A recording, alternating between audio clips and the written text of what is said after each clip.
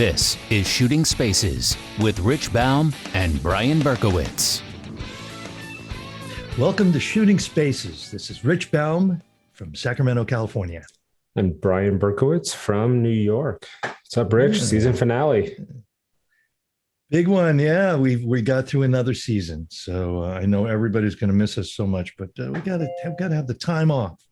Got to do our lives and do other things. So what do we got today on the podcast, Brian? Yeah, so we haven't asked the guys. We figured it's a great question, and we figured let's bring a guest on because it's a little beyond our scope, but I think it's a great question and a great topic to cover with people. So we figured we'll bring on a guest.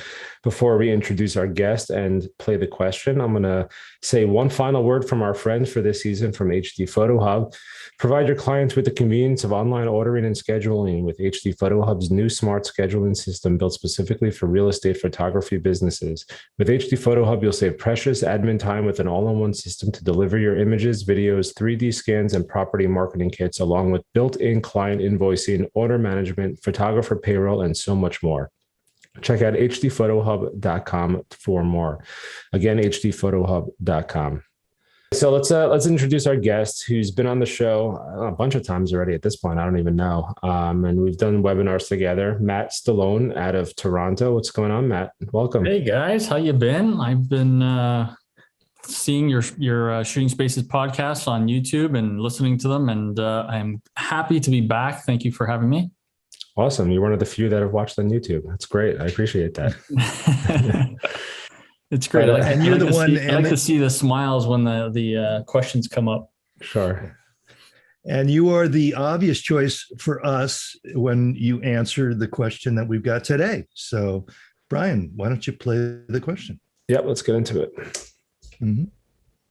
Hey guys, my name is James Yardley, and I live in New York City. My question is, do you teach your clients how to best use your photography to strengthen their own brand on social media? If so, what types of things do you teach them? And what would be the best way to offer them some advice if you see them using your images poorly? Looking forward to your thoughts. Thank you. Ooh. So for full disclosure, Nice as question. you two know, James is one of my assistants who I work with fairly often in New York. And he actually asked me this question on a shoot. And I said, how about you submit and ask the guys and we'll cover it. Part of the reason was because I didn't know the best information to tell him right then and there, and it will make a good episode. So that being said, thanks, James, for the question. Always appreciated. And I think there's two different things to cover. And one, the latter part of that question, how do you handle misuse? Is how this all came about, because I had a couple of jobs that we worked together and some of my clients started misusing the photos. And then, James took it one step further, asking about the best way to educate clients on using your photos properly. So I know the obvious answer is MLS and Zillow, because that's how everyone's going to get their stuff up. But the question is, once you provide content, and, Matt, we thought you were the perfect person because you provide such a variety of different content, including your clients in a lot of your content. And you basically help them market their businesses all over the place. So we figured let's bring you on, get into a discussion. Maybe you can give some tips to people. I can tell you, for me personally, I don't really give that much advice as to how they should properly use the content. But when they call me, the conversation I have, and I don't know if it's the same for you, Rich, is based on their needs. I tell them the best content they should purchase from me, the best services based on what they're looking for. So I guess it's sort of the same thing based on what they're looking to do, except flipped in reverse. You provide the content. Now, how do I use that? So, let's get into it. I mean, this is a great question. And I must say it is, it's something that for the past few years has been interesting, because especially with a lot of these, Instagram or TikTok and a lot of these other apps that are out there, they have all these beauty filters and all this other stuff that they want to put on. They have filters that just, how can I say this without being kind of fancy. Let's just say they want to be fancy. And it's like, I give you, or we provide you as photographers, we provide you with a finished product. That's what you hire us for. And we give you content that is finished to, a standard that we feel is kind of what is more presentable or what should be used. And then you have these agents that decide, well, I want to add a Arizona filter, and all of a sudden everything is kind of like orange. And all of a sudden there's like a lot of vignetting on it, or there's a lot of just a lot of different stuff. So how can I give you an answer? Basically just message them and say, what the hell are you doing? Yeah. Well, so just for clarification, we're starting with the latter part of that question. And just to give you some backstory, essentially what happened was I had a client that James was assisting me on, and it was an interior design shoot. And one of my clients took the picture that I shot, cropped it really awfully, and then brightened the exposure maybe 1 or 2 stops and said, I love this white and airy look, which was, if you know my work, it's the opposite of that. It's kind of like dark and moody and all that stuff. Yeah. So I sent it to James, and he, I said, look what she did to this. And he's like, how do you handle that? And I'm like, I don't know. And it's actually happened a few times. Another recent interior design shoot, she posted a picture all blue. And I said, what happened here? And she's like, well, I like the cooler look. And I was like, well, this isn't a cooler look. This is blue. The whites are blue. Yeah. And it's happened a few times before. And I'm always nervous how to approach it, because I don't want to insult a client. I don't want to risk the potential of losing a client. When this happened to me the first time about 1.5 years ago, and it was, a client that's been working with me for a while, I just said, personally, I don't like the look of what you did, but if you're going to do it, just please, because she tagged me. I was like, just please don't tag me, because this is not the work I want, going out representing me and having my name attached to it. And Absolutely. If you're going to do it, like, I'm not going to fight or argue with you over it. It's your account, but I just don't want that associated with me. And I don't want people thinking that's the work I deliver. Yeah. And it was just that I basically approached it the same way, 3 weeks ago when that second client posted that image all blue. Yeah. So it's a tough one, right, Brian? Because you're like, you don't want to come off as, I'm not going to say, egotistical, but they're indirectly going to say, well, listen, I thought I'm doing you a favor by tagging you and trying to promote you and help your business. And they don't understand that it's actually hurting our business. And it's not, it's like, it's kind of like saying, and I brought this example up to one of my clients because the same situation happened. And it's like me going to an art store and I find a beautiful painting, and I take that painting, and it's by a famous painter, and I bring it home and I get a paintbrush and I start adding stuff to it, and then I hang it back up on the wall. Do you think that artist is going to like what I did to that painting?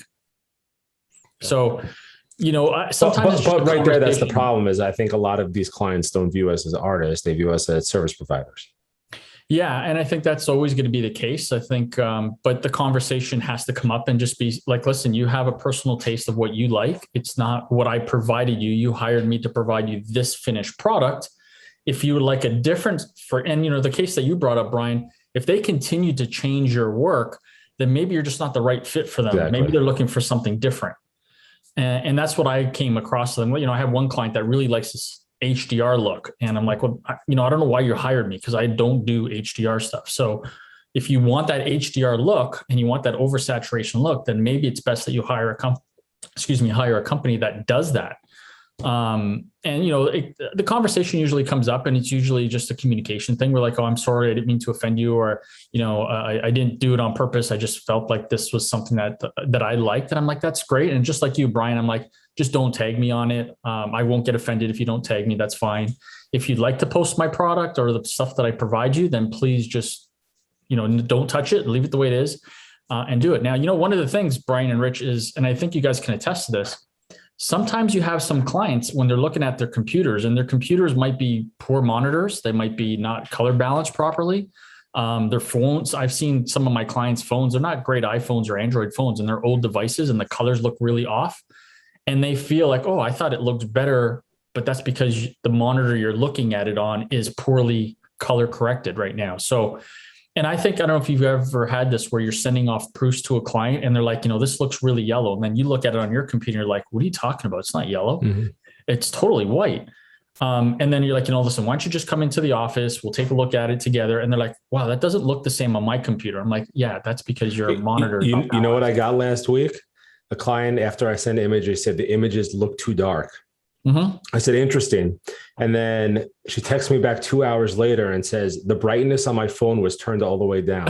I'm sorry. Yeah, exactly. My mind was blown. Exactly. And that's another one. That's another perfect example. It's like, even with monitors, right? Bring up the brightness. Mm-hmm. So, I mean, that happens all the time. And I think it's really in another way to look at it. A lot of times, if you have a client that is unhappy with the images because of a certain reason, it's really important after you get your feelings hurt to just go, hey, don't go there. Let's just find out what the problem is and see if they can articulate what it is they don't like. And it's art, we're dealing with art. We're dealing with subjective things. And exactly what you said, their monitor brightness could be down, the colors could be shifted. So it's really, really important. But what I liked about what you were saying, Matthew, is I think it's really important to don't say it in any way that you're pissed off. Don't say it after a couple of beers. Don't say it any other way than to try and be helpful and to say, hey, I value your opinion if you like something, but please understand that, I have a specific look that I like. And I think, Brian, the fact that you mentioned, if you're going to post this, then, don't put my name on it. But it's got to be in a way that's not insulting, because that's a really touchy one. But I think if you really think about it, if you give it a day, or if you give it a little bit of time after you're chilled out, you will be better received. And I think you'll learn from it, and then you can deal with it the next time it happens. Yeah, that's great. That's a great point, Rich. I think what you just said is when you get an email like that, or you get a message like that, is just to give it a day so that you can actually kind of soak it in, review it, look at it. Maybe there is something that's wrong. Listen, we're not perfect. We might make mistakes. I can give you a perfect example. I don't know if this has ever happened to you guys. And this literally just happened last week. Is I sent off some images I switched computers downstairs, and I went to a PC, and I had my export settings were all changed. And I exported something, and I put it back into Lightroom. Now my monitor and our system, it looked fine. We sent it to the client. The client posted it on Instagram, and I'm looking at it, I'm like, that is not my Twilight. The colors look really desaturated. Something's not right. So I reached out to the agent, and he says, no, that's exactly what I got. And that's what I put out there. I'm like, well, that doesn't match what we have. Lo and behold, what did I found out was that if you export something from Photoshop and you don't have it in the export setting as sRGB, and you have it as Adobe, your colors will change when you repost it on something else you're using on a different platform. So I totally realized once I saw it, I'm like, I've seen this before. I know what happened. I went back and I changed it, and I exported, resent it out, and it was fine. So in that particular case, that's a pure example of they didn't complain about it. But when I saw it before I initiated, was upset. I said, well, something's wrong here. Let me look into it. And it was just the export setting was switched. But on my computer and on our tour platform, it was fine. But for some reason, when they downloaded it off of Google Drive, it totally changed colors and it went into something else. So, I mean, that has happened. But yeah, that's a super good tip for everyone out there, especially the newer photographers. Be sure to check. And it's always, you want to choose sRGB. Yes. Right, Matt? Yeah, okay. Absolutely. Because, and it's worthwhile checking your settings after you watch this or listen to this podcast. Go in and check what you're doing, because that's a big deal. All your work could be out there looking like something else. Well, and when you, for all of us that hate our monthly subscription that we have to put towards Adobe, if you disconnect and you have to reconnect again into a different computer, some of those settings sometimes don't stay and you have to readjust them. So for whatever reason, it was set on Adobe. You just got to go back and make sure it's on sRGB, and you're fine. Yeah, and I think what you mentioned, Rich, taking that day to just let it cool off, that's a good lesson, not only for people that are changing your work, but I think for our business in general, when you get those kind of emails. I mean, when I get copyright infringements that I see, my first instinct, I gotta get on these right away. And then, after that, initial 5 minutes of anger settles in, I'm like, all right, let me take a chill pill and see what's really going on. Make sure like they really stole my image. Make sure there's no like connection where the designer gave it to them thinking they had full rights. Let me get to the bottom of it. So no matter what it is, if you have an upset client or whatever, find out the details and relax a minute before you approach, because you don't want to approach the wrong way. Approach cautiously. So one of the things that I can tell everybody, here's a good example, a learning lesson. Because you're going to get situations where you have clients that are going to take your images, put filters on it and change it. What we've actually done is when we send out our images, we have kind of like a little snippet tips and disclaimer at the bottom that says basically, please don't modify the images without authorization. If you're going to repost it on social media, we'd appreciate not putting any additional filters or modifying or changing our images without our consent.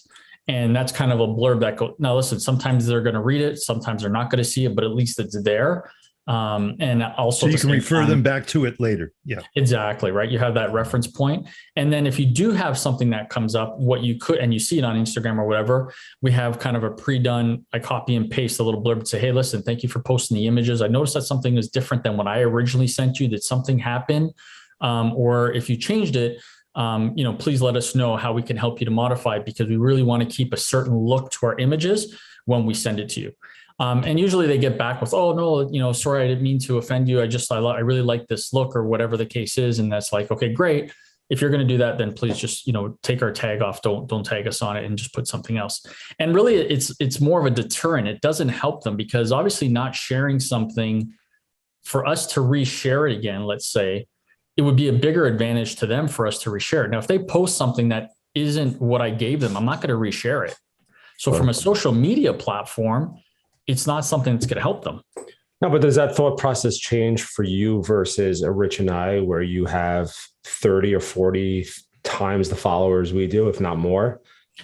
Listen, whether it's 5, 10, or 100, it doesn't matter. It's still like those 10 people that you might have, it might go to a different architect firm that might see it. And it's going to affect you either way, right? Mm-hmm. No, great. So I really like that approach, and what you said, having that templated email that you can just pop in and send out to people and approach it cautiously is definitely the way to go. Yeah. And also having something on your website that they're most likely they're not going to read it. And I have it on my invoice. I have the usage rights on my every invoice I send out. And I mainly have these things there on my website, so I can refer them later if they don't adhere to it. And I just go, hey, it's on my website.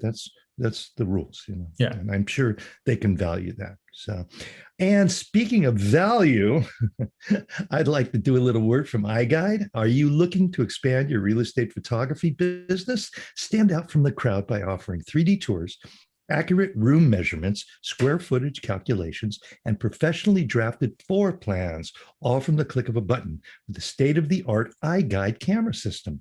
Get your first 5 standard iGuides up to 3,000 square feet free by adding the code Shooting Spaces in the referral section at camera purchase. Visit goiguide.com to learn more. That's goiguide.com. And with that, I just want to, I want to say that for me, it sounds catty of me to even mention this, but it's a true thing.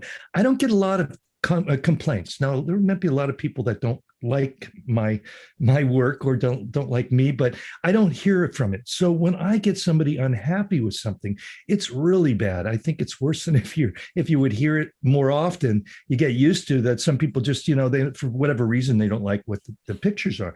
But I find that I really do have to chill out. And as you said, Brian, take a chill pill and, just try and step yourself into their position and see what they would like. And most of all, I don't think it's worth losing a client for that. I'm sure you can duke it out in a civil way and make friends and come away from it, with a better relationship. I think the biggest part is you're never going to please everybody, which is fine. But at the same time, I've come to terms with the fact that some people I'm not going to say colorblind, they just see things differently than what we would, period. And that's not their fault. They just happen to see colors in a certain way that works for them. It doesn't work for us, but it kind of boggles my mind why you would hire us based on the images and the portfolio we have to then only manipulate and modify the images from what we gave you. So, well, they don't, I just believe that most of them, they're not doing it for any other reason than they think it looks cool. yeah. And, you can't slight somebody for that. Now you can slide it if you've made a point that this is my work. I don't want you to do that and don't tag me. But, you can't, there's no accounting for people's discretions and people's judgments, but that's just simple, basic business. Yeah, absolutely. And we're dealing with a subjective subject, photography is subjective. Some people like different things, Yeah. Well, now that we covered that part, and I think we covered that well, and I love your response, Matt. Let's go to the first part of that question. We're content providers. We're providing different types of content, and we all, even all three of us sitting right here, provide different kind of content to our clients. So you provided this content. What is the best way to either educate or advise your clients, especially newbie clients who maybe are looking to get into social media or even other avenues? Mm-hmm. All right, you have these images, you have this video, you have this virtual tour. This is the best thing you can do to market it. So that's a second point that I wanted to actually bring up. We've gotten to the point now where on our premium services, our higher end services, I've implemented that we provide them with a finished product and branding that is already on it. So I'll put their logos, their images. We'll either put a slideshow together for them or something in a Reels format that's already a finished product. And usually I can tell you that if you put their logo on it, they will not filter the photos or the video because their logo now changes. Mm-hmm. So by implementing some type of watermark on the actual image themselves, they like the branding that comes with it. They will, again, most likely not change the look of it because it changes their logo. And they also appreciate that they're getting more of a finished product with their branding to help their business.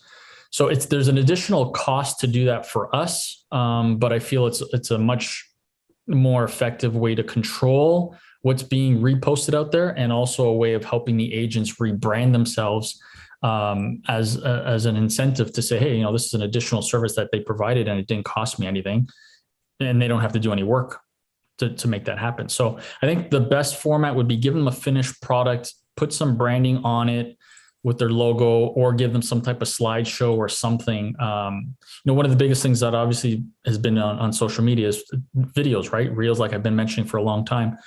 Putting photos into a slideshow now is actually more effective than just having photos plastered on. So depending on how you're providing your content, if you put it into a video format, they can't really filter it as much. So that's another alternative if you wanted to, but definitely watermarks, definitely logos, and then try to give them a finished product that they won't have to change.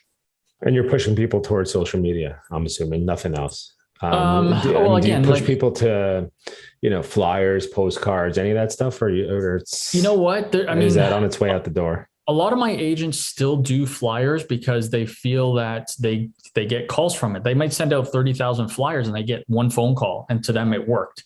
I know when I go to a recycling bin, all I see is nothing but all the postcards inside the recycling bin. And it's like, why are you wasting your money? But they feel that it works. And to a certain extent, I think you have to do some type of marketing. But I will tell them, and I do advise them, that if they are going to do postcards, twilight shots especially. So for those of you that are listening, if you're doing twilight shots, if you're printing twilight shots on a unglossy finished paper, the images look a lot darker than what they're supposed to be. So I advise them, if you're going to post something, if you're going to print something, make sure it's on a glossy photo or a glossy print paper. That way that doesn't look so dark, because, newspaper, especially on a newspaper, it looks really dark when you do a twilight. So I really tell them, if you're going to do that, make sure it's glossy. Anything else you could pretty much post outside pictures, it's fine. But any of the twilight shots, it's kind of an eye opener for them too. They didn't realize it until they saw it. And it only came to my attention because someone called me and said, hey, listen, I just did an ad and it looks really dark. It's not really what you sent me. And on the print that you sent me looks different. I'm like, yeah, that's because it's on a newspaper material. So it doesn't look the same. And it's the same thing from my experience. I get a lot of people when I post twilight photos on Facebook. I get a lot of people say they're just so dark. Well, they're not really dark to me, but they look dark on Facebook. So it's also the same kind of a thing. And I've actually been bumping up the exposure. A lot of my agents like darker twilights, but I've been bumping up the exposure a little bit for social media reasons, and it seems to come out better. But again, it's hard. You don't have one kind of a standardization. It's just impossible.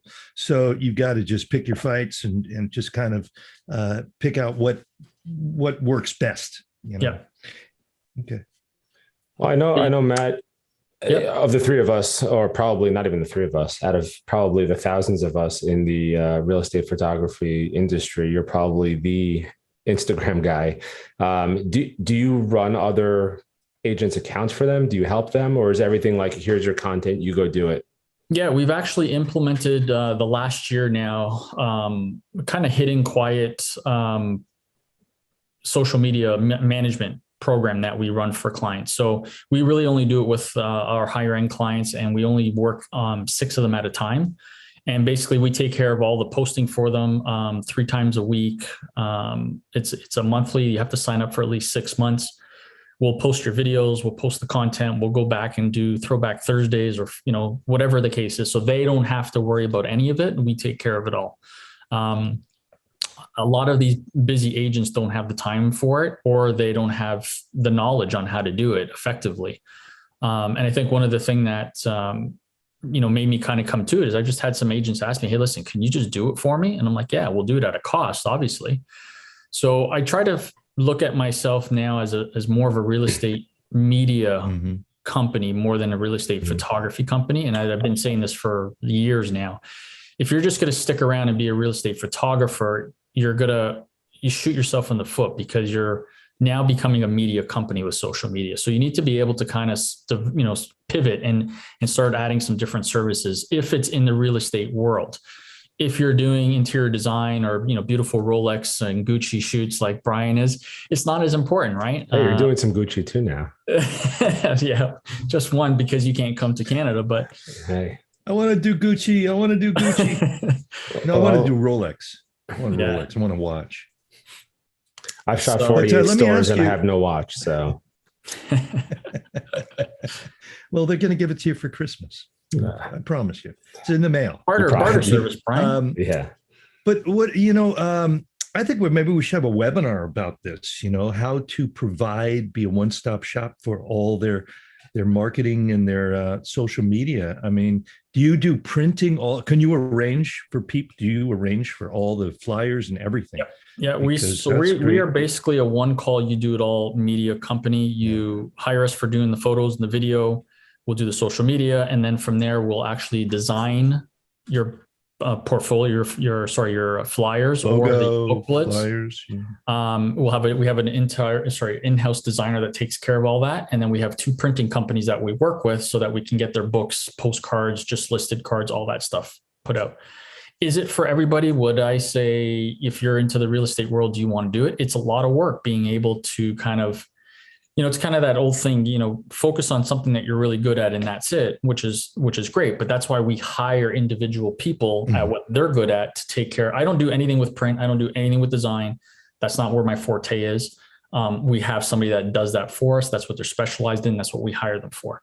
But again, it's just, you have to kind of decide what you want to provide for your business and what's going to be helpful. For me, it kind of came up to, I want people to call us for, it's like, floor plans, right? Before Matterport and iGuide was around, you'd have to call somebody else to do your floor plans. And now it's like, why do you have to allow someone else to come in and just do floor plans when you can offer it all? And it's so much better for agents. They love being able to just call one company to take care of everything. You can charge more of a premium, they'll pay for it. And again, it's one call, you do it all service. Agents love that. And it's even more so because, most of us as real estate photographers offer the actual services, photo, video, Matterport or iGuide, floor plans, whatever it is. But it's even those extra services that once you provide that content, the agents are still going somewhere else to get the prints made, or somebody somewhere else to help them with social if they're not keen. One of my I don't have many residential agents currently because I don't really do it anymore. I have 2 agents and they're all in my local town. And I know he literally just hired a social media company to handle his social media. And, if I was really pushing for residential real estate, I would say, hey, let me handle it for you. Or let me figure out a way how, or let me subcontract it out. So at least everything is under my umbrella. But obviously, you guys know that's not a route I'm going with my career. So I didn't go there. But yeah, they are going to other parties at that point to get that work done. If you're in a situation where you can not only provide that content, but also provide those additional services that they're going somewhere else for at that point, whether it's design work, whether it's, print work, social media work, put it all under your roof. They're paying somebody to do it. Why not pay you? Yeah. Yeah. You have a backdoor key. You have a key to their back door. So you just go into their accounts and, you're talking about the social media accounts? Yeah, right. We actually have. So what happens is, for their business accounts, we have access with their passwords. They can access it. We can access it. We just don't have access to their personal accounts. And I tell them, I don't want that. I just want what is your business account. Mm-hmm. So we both have access to it. We sometimes will draft something and get it ready and we'll save it as a draft. They can go then, and then from there, repost it if they want. Most of the time, it's just we handle it all for them. They'll give us a call and say, hey, listen, I'm thinking about posting something about kitchens or something that I sold last year or whatever the case is. So we go through all of it. Like I said, we do it 3 times a week. We have it kind of pre-structured and planned. And then it's just a matter of the more, like I was saying to you guys, it was 2 years ago almost when I came on here, you try to want to post 3 to 5 times a day, right? So for these agents, allowing us to constantly be posting stuff for them is helping them grow their accounts. Does that still hold true? 3 to 5 times a day? I've said this, I think for the last year, right? Reels, videos. Yeah. It's been the biggest thing. You've seen a lot. Well, for you, I mean, you already had a shit ton of followers and you probably doubled that at this point in just the last year, if not more. Oh yeah. I mean, all on Reels. That one reel that went off, that was like 14.9 million, just went crazy. We had a few of them at 3 or 4 million, and a lot of other accounts that we work with an interior design firm that we did a video for them on something they just finished, and they started off with like 30,000, and they had a whole bunch of reels go viral, and they're up to like 127 or 137,000 followers in a matter of 3 months. And their reels are getting reshared and reshared and reshared, and it's just blowing them up. Work is getting everywhere. Yeah. And again, the reason why Instagram has done that is because they really want to get their market share back from what they lost to TikTok. So if you're posting reels and you're posting videos, Instagram is going to favor and really expose your account a lot more. And one of the things that's starting to make a little bit of a twist now for those of you that are listening on reels, we're kind of a little off subject here, but it kind of relates to helping agents post properly, would be make it an informative video. So I think I've shared this with you before, right? Brian, where I was saying, like, take us behind the scenes on how the process is done and then show the finished product. Those videos are being a lot more popular right now than actually just posting finished product. They want to see the process, or they want the story that's behind it. So if an agent's like, well, I want to post this house, and you're like, okay, let me take care of it. Maybe show a little bit of the what's been brought up to it. So it's empty, then they got it staged, then they got it finished, and then you create a video out of 4 or 5 images that is, here you go, it's a finished product. Guess what? They're not going to filter it. They're not going to touch it. They're just going to say, thank you very much, and just post it. Mm-hmm. Cool stuff. A lot of work to do. Well, again, listen, if you want to stay focused, there's, again, nothing wrong with staying in your niche of what you want to do, which is strict photography. It's a lot less stressful running a media company. Obviously it's amount of business that you want to take and handle. There's some days that I'm just like, I don't want to do any more video because it's just so much work. But I know the realistic point is you're not going to make it as much money if you do that. So yeah, I mean, I think that's, like you said, that's what the bottom line is. That's what it boils down to. To answer James' question in its most simplest form is that depends on where you want to be with your business as far as what you're advising your clients to do with the images. Exactly. And if you want to grow your business, just say, hey, let me handle it for you. Don't worry about it. Exactly. Or hire somebody that can handle it for your company. Sure. Yeah. That's your other option. Yeah, that's the basic basis of scaling up, I guess, is hire people that can do what you can't. Yeah, exactly. So cool. And so you're offering all these services now: video. What else do you do? Drone, Matterport. Twilights is your specialty, and what you've kind of become known for up there. Yeah. In terms of marketing a property, we pretty much take care of everything except for the sale sign that goes on the property. We don't take care of that. That's still done by somebody else, and we're not. No, I don't even want to get into that because you don't want to start digging holes in the front lawn.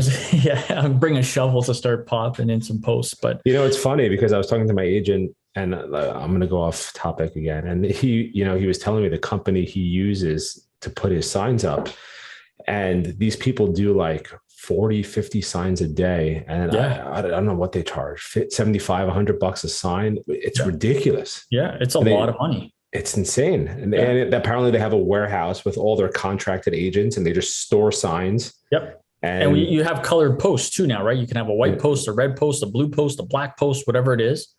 And they go out and that's all they do. They just dig holes all day. Now, the other thing that actually came up last year was putting out the directional signs for like open houses, you mean, or open houses? Yeah. So you literally, the agent would have to drive around and put all those directional signs out. So there was a company that started actually trying to come around to actually start doing directional signs and just take care of that. And then you have to go back and collect them, and then you just hold on to them, and then you get a phone call. Hey, listen, next week I have an open house. Go put it out in this area, and then you have to go around and do it again. That individually, that alone could be someone's business. And you could then they could have you. They could go in the backyard and pick up the dog poop. Yeah. It'd be like this one-stop service for signs and poop. Yeah, hey, Rich, I'm going to start it. I'm a big thinker. Do you know there's a company that does that, Rich? Of course, I do. Okay. I do. I've heard it's shitty work though. It's shitty work. It smells, stinks. Yeah, it does.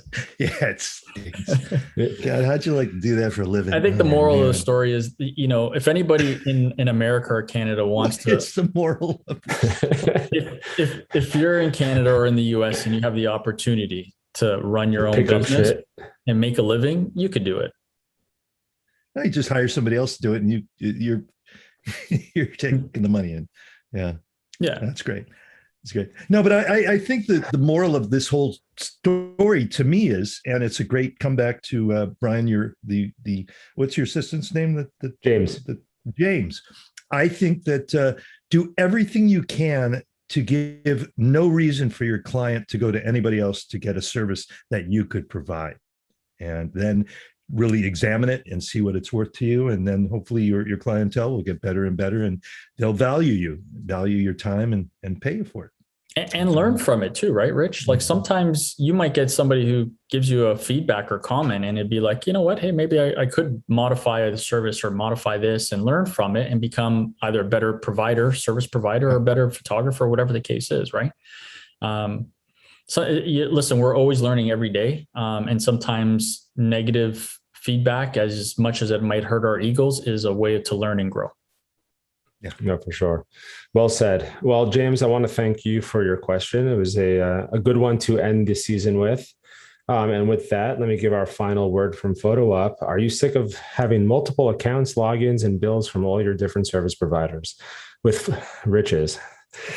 With PhotoUp, the industry's top-rated photo editing company, you have everything you need in one place. From photo editing and video editing to virtual staging and property websites, they've got real estate photographers covered. They even have dedicated editors starting at $7 an hour. Head over to photoup.net/shooting spaces for a special discount on your first full month of editing and access to their real estate marketing tools. Mention this podcast when you sign up to receive 10 free credits to use on any PhotoUp services. That's photoup.net/shooting spaces, or click the PhotoUp link on our Shooting Spaces podcast website. So as I mentioned with that, Matt, thanks for coming on for our last show of the season. Much appreciated. Nice. It's always fun. I don't remember the last time you were on with us, but I think it's been at least once or twice. The landscape webinar, the Twilight webinar that we did. That was the last thing we did with you. Wow, that was almost 2 years ago already. Yeah. But yeah, that was actually a fun one. So if anyone wants to see or hear or read about that or purchase that, learn.shootingspaces.net. We did a Twilight, I think it was Mastering Twilight Real Estate, Twilight Photography, and it was with both of you, Rich and Matt, and you each went over your method because you have a different method. Rich with your single exposures, and Matt with your light pops all over. And it was cool to see your different methods. And I know a lot of people took a lot out of that. We refer back to that all the time, Rich. Mm-hmm. Yeah. So no, it's different ways to do things, and it's just what works best for you. And you certainly, one thing, Matthew, I will say is when I see a picture, I know it's yours, except when it looks orange because of a filter. Yeah, unfiltered. Yeah. That looks like Matthew's, but it's orange. Okay. No, but thank you. As a friend of the show, we know that we could always call upon you to have in your specific genres that you specialize in. You're the top of the top, and knowing I appreciate it. Thank you guys. I love talking to you guys. I love Rich, you're always full of information and enthusiasm, energy, whether you want it or not. Yeah. And I want, before we leave, I want to have you put out your social media pages and how do people see your work, because I think a lot of people are going to be sparked, and I think there's a business there. Teach real estate photographers how to do exactly what you're talking about. But thank you. I mean, you can find me on Instagram at Stallone Media. We're also on TikTok under Stallone Media, and on YouTube under Stallone Media Tours, which is where all of our videos of our homes and stuff that we're getting posted on there. So yeah, we can find us pretty much on any of those platforms. And I love to answer questions. Feel free to DM me. I get a lot of questions sometimes, and I love being able to help people and give them some information. You know what I love in 2021 when when I say to you, plug your stuff. Where can people find you? You don't even mention your website. It's not even a thought. Yeah, exactly. Right. It's crazy, right? It's who cares? Just here's my social platforms. That's it. It's funny you just said that, because I literally just the other day someone was saying, can I get your website? And they're like, website, what's that? And it's no, my Instagram is this, or my TikTok's that. It's like, what? So true. Yeah. Instagram is actually a really good way. I've gotten a lot of work lately out of just cold calling from people calling me up cold off of Instagram. So it's worth the time. Rich, I remember we had a conversation about this. Well, it was probably 2 years ago, and you were like, you're not getting much work off of Instagram. And I'm like, just keep posting stuff. It will come. It will. So it's great. It's good. And you know what? I'm not doing 3 to 5 posts a day. I do believe in what you say, but it's just too much work for me. But I do try and post fairly regularly, and you just get some good stuff. I am getting a lot of stuff though on the ones that get a lot of hits. Getting a lot of I helped my friend George, and he made $200,000. How do you stop that? How do you stop that? Man? So there's actually, you know what? I was going to say, Matt, give us a tip. Probably what you're talking about. I've also noticed over the last month, an insane amount of Autobot comments promoted here on this account. And only in the last month or two, it's really been like, it's been pretty painful. But just to answer your question, to leave this off with everybody, and then we'll say probably good night, but there is a way to go onto your Instagram account and filter out comments on what can be put onto your comments. So if you go into Instagram, you go through your settings, go to your profile, there's in the settings, you can actually filter out certain words. So for example, if you don't want anybody swearing on your comments, you can actually put all the swear words that you want to avoid, and it will never be posted. So I was getting a lot of stuff about cryptocurrency. Yeah. So I went in and I put in the filter, and I put anything with crypto, Bitcoin, Forex, any of that stuff that would always pop up. It all got filtered out. Yeah, I got to do that. Does that only work if you have a business page? I'm on a creator account, so I'm assuming it should work pretty much on business or creator. I'm not sure about the other ones, but there is the feature to actually filter out certain words. Yeah, I got to do that, because all those comments promoted on here and promoted on there. Yeah. So if you just put in the filter promote, it will come off. It'll stop. Yeah. Cool. So as we sign off, I want to once again thank all our sponsors for joining us back here again this past year. HD Photo Hub, iGuide. I know you're a big iGuide guy. Matt, you got me on iGuide. How are you liking it, by the way? You liking it? I love it. I mean, is it great? Do you have the new You're one? You're like in and out now. Do you have the new one, the Planix? Yeah. How unbelievable is that system? I mean, I didn't have the old system, so I don't have what to compare it to. We've cut our shooting time down in half. Oh, it's insane. I mean, I shot a commercial space last week. It was probably about 6,000 square feet. It was a big empty white box space, 12 minutes in and out. Beautiful. And 5 minutes processing. Right. Exactly. 5 minutes. It's insane. Without naming the other company, but how much time did you save?